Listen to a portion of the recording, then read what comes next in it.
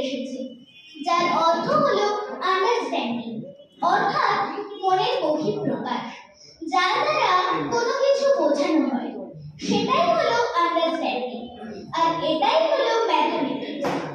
এই গণিতের প্রচলন শুরু হয়েছিল মানব সৃষ্টির সাথে সাথে। তার প্রমাণ পাওয়া যায় অনেক জায়গায়, যেমন আমাদের হিন্দু ধর্মগ্রন্থ রামায়ণ ও মহাভারত। এছাড়া হনুমান চল্লিশাতেও একটা লাইন আছে, যুগ সহস্র যোজন পর ভানু লিল্ল ডাকি মধুর ফল জানু। এই যে বললাম যুগ সহস্র যোজন পর ভানু, এখানে ভানু শব্দের অর্থ হলো সূর্যদেব। এক যুগ অর্থাৎ 12,000 বছর, এক সহস্র অর্থাৎ 1000 বছর, এক যোজন অর্থাৎ 8 মাইল। এই যুগ সহস্র যোজন পর ভানু লাইনটাতে যুগ গুণিতক সহস্র গুণিতক যোজন সমান 12,000 গুণিতক 1000 গুণিতক 8 মাইল গুণ করলে হয় 96 লক্ষ।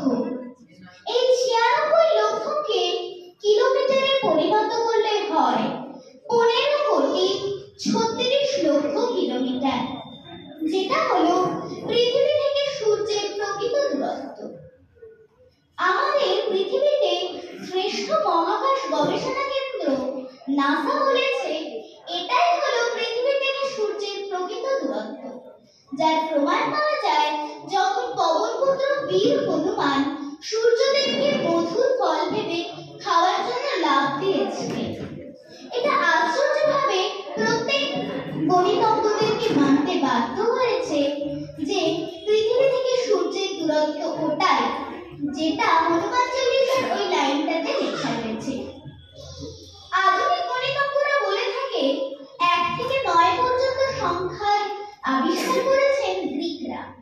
এর পরের অংশ বলবে শ্রেষ্ঠা দিদি। শ্রদ্ধা ও প্রণাম। আমি স্থিতধি চ্যাটার্জি, ক্লাস 4 এর ছাত্রী, ম্যাথস এক্সপার্ট ক্লাসেস। আগে যখন মানুষ গুহায় বাস করত, তখন মানুষের প্রধান জীবিকা ছিল পশুপালন। তারা ভেড়া পালন করত। ভেড়া অর্থাৎ পাহাড়ি এলাকার লোমওয়ালা ছাগল। তারা ভেড়ার মাংস খেত। দিনের বেলায় তারা ভেড়াগুলিকে ঘাস খাওয়ার জন্য মাঠে ছেড়ে দিত। তখন মানুষ ইশারায় কথা বলতো, কারণ কথা বলবার কোনো ভাষা তারা জানত না।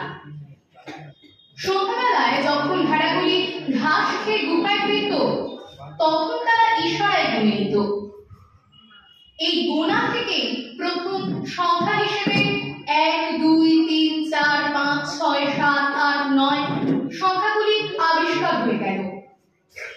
তারা বিভিন্ন চিহ্নের মাধ্যমে পাথরের গায়ে 1 থেকে 9 পর্যন্ত সংখ্যাগুলিকে প্রকাশ করতে লাগলো। যেমন চীনের মানুষেরা বাঁশের টুকরো ব্যবহার করত গোনার কাজে।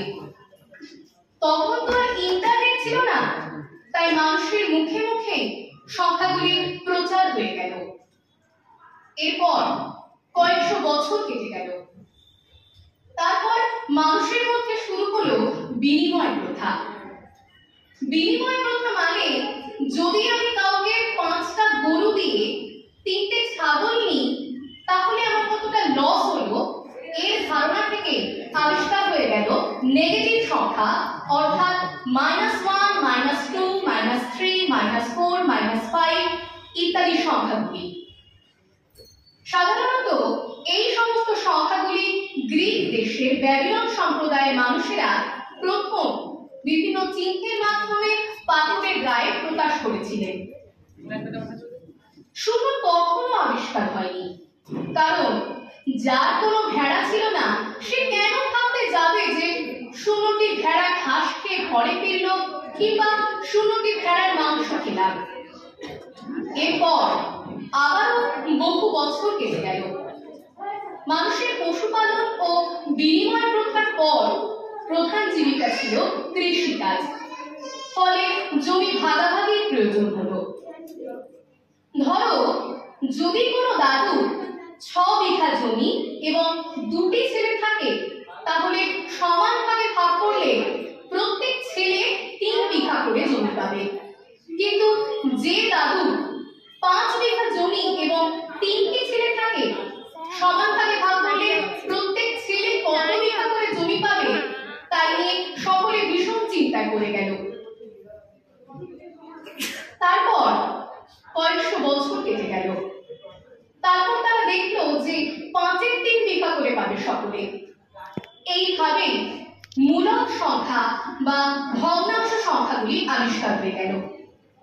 এর প্রায় 500 বছর পর বিখ্যাত ভারতীয় গণিতবিদ আর্যভট্ট শূন্য এর আবিষ্কার করলেন। শূন্য এর আবিষ্কার ও পরবর্তী ইতিহাস জানতে আমাদের পরের বছর পর্যন্ত অপেক্ষা করতে হবে, কারণ আজ সময়ের খুবই অভাব, তাই শেষ করতে হবে। সকলকে ধন্যবাদ এবং প্রণাম। এতক্ষণ কথায় ছিলাম আমি শ্রেষ্ঠ Sasmal, student of class 7 maths expert classes.